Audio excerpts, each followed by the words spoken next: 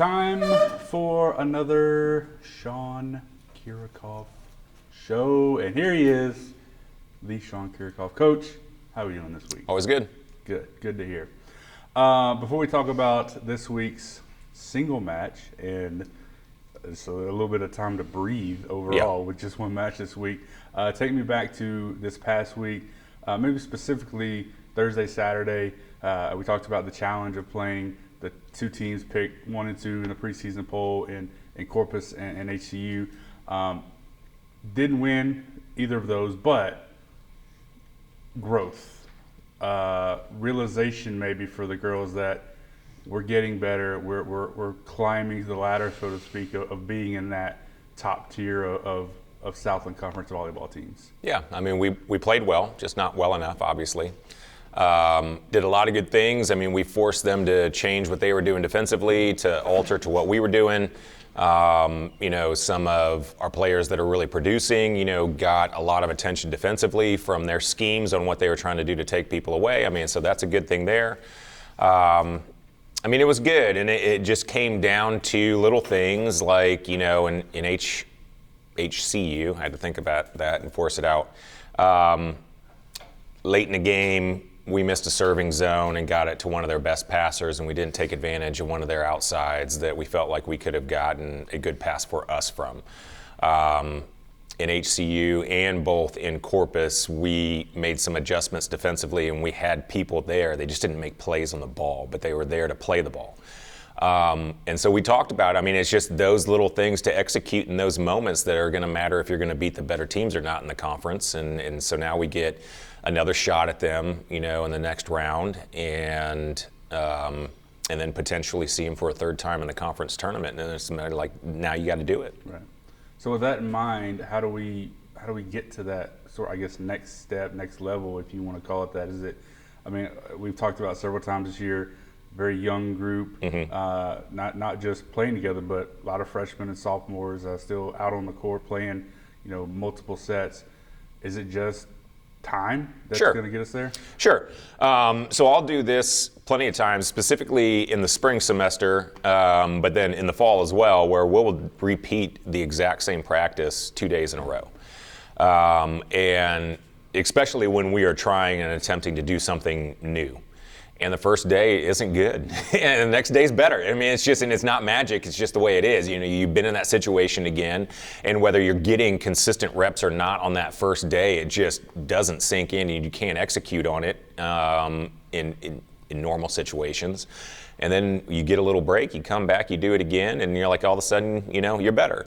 And now it's about linking that week's difference. You don't get to do it 2 days in a row, but you got to play them this one time. Like, all right, you were there defensively. We told you to be here. You did that. You got the first part of it out of the way. Now make a good play on the ball.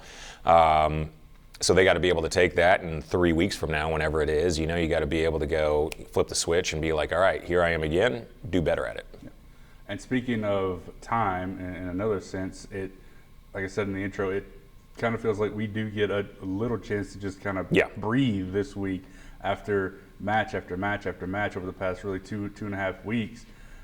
Just one match this week, a chance to maybe not hit the reset, but just get into a more steady rhythm like you would like for the rest of the season. It was. So our last week of the preseason was crazy, and then that led into what is the toughest stretch of our conference season. And it was, like you said, it was nonstop. It was every other day we were playing. And now we get a much easier road ahead of us as far as just a logistics standpoint of being able to focus on just 2 opponents per week.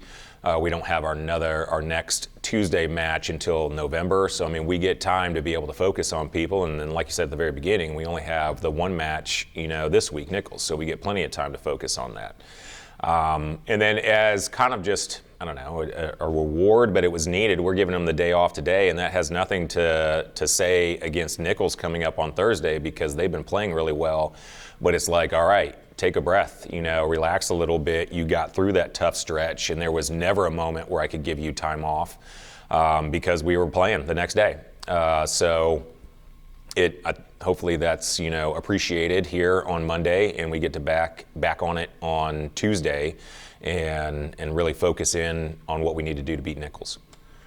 Before we move into talk a little bit about that match on Thursday, maybe spend some time talking about and we talked about a little bit over the past few weeks with the way she's been playing, but how good is Simone right now, I guess specifically defensively, because she's, I think the last 2 weeks averaging nearly 5 digs a set and really just been a backbone of what we've been trying to do in the sort of the progression that the team has made over the past couple of weeks. I mean, she really is just the true L2. I mean, she does everything for us. She scores, I mean, she blocks well. And like you said, I mean, right now she is averaging defensively digs per set up there. I want to say she's third in the conference. I could be wrong. So she's third or fourth. And that puts her in the conversation with all the best liberos in the conference. So, I mean, so to do everything that she's doing is really impressive. And then, I mean, she's really, taken a great leadership role, within matches and off the court, and is just doing a fantastic job. And then another comment, maybe or two, about Reagan's play over the past few weeks. Before Saturday's match, she had a streak of like 9 sets without an error, and I know a lot of that has to do with her being put in good spots and good sets from either Amina or Piper, but just her ability to, even when the set maybe not perfect, is able to do something good with the ball. Yeah, she's been doing great. We've been able to find her the ball. I mean, honestly, as good as it is to see that streak of no errors, I'm like, I want errors because that means we're not giving her the ball enough, Yeah. I mean, and there's been plenty of times in matches where I'm like, get her the ball, which is easier said than done, but it's like when you have somebody like that that's producing that well, you got to give them the ball.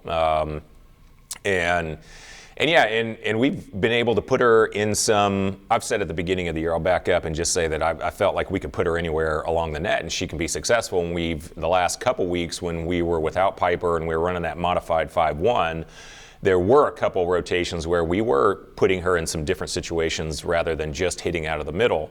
And you're still getting the no errors. So it's just finding a way to get her the ball more often, but in good situations. But yeah, she's been doing a fantastic job with it. And finally, Nichols this week, like I said, just one match on Thursday. Chance to breathe between now and Thursday, and then even after Thursday, because we don't play again until next Thursday when we play Nichols again. But how do you take sort of the